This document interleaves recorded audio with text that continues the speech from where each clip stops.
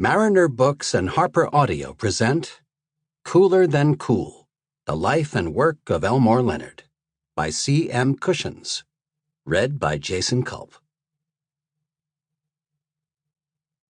Quoted material from the Elmore Leonard Literary Archive, collected at the University of South Carolina.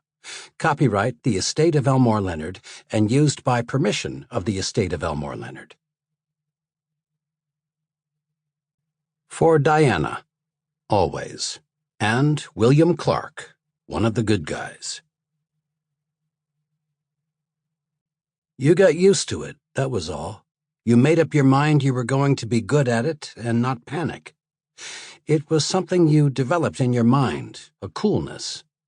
No, cooler than cool. It was a coldness you had to develop. The pro with ice water in his veins. Elmore Leonard, The Big Bounce, 1969. Author's Note. Upon his death in August 2013, Elmore Leonard was still at work on multiple projects.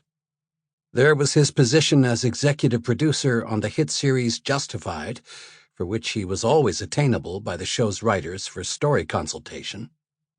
There was also the in-progress novel that would remain unfinished at the time of his death, Blue Dreams. Leonard had also sat with his daughter, Jane Jones, the oldest of his 5 children, who for more than 3 decades had acted as his typist and creative confidant.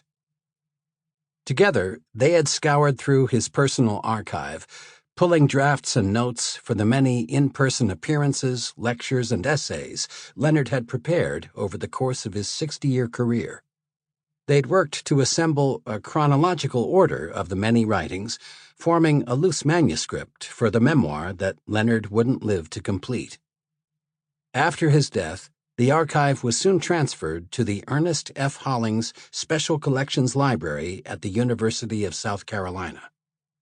It is a distinct honor for me to be presenting those efforts here.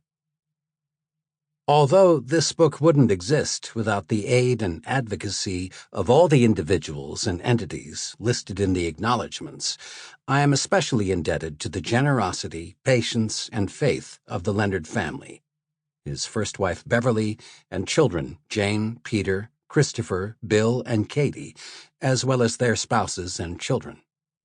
All readers will benefit from their contributions, especially sharing their father's incomplete memoir, which has been inserted into key passages of importance throughout Leonard's life.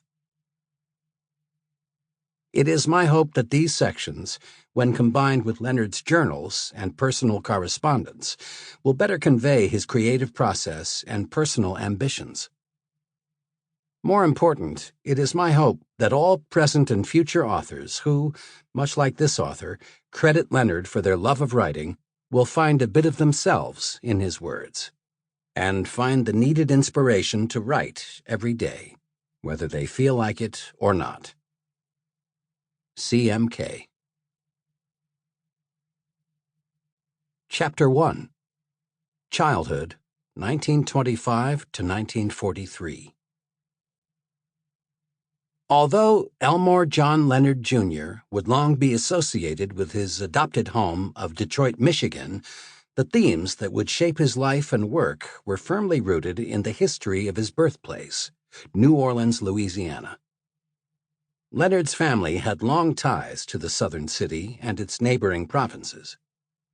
It had been to New Orleans that his great-grandparents, Michael Leonard and Bridget Gavin, emigrated from Ireland before marrying in January 1820, choosing the 5th Ward in Avoyelles Parish in which to raise their 6 children. Their 5th, William Martin Leonard, was born in September 1867. At the age of 24, William married Margaret Connolly, affectionately known to her family as Maggie. Like her husband, Maggie's parents had emigrated from Ireland. Her father, John Connolly, just north of Dublin in Meath. Her mother, Mary Ryan, from Tipperary. After their wedding, William and Maggie Leonard settled in Ward 1, locally regarded as one of the parish's uptown wards, nearer to culture and the more Sample complete. Ready to continue?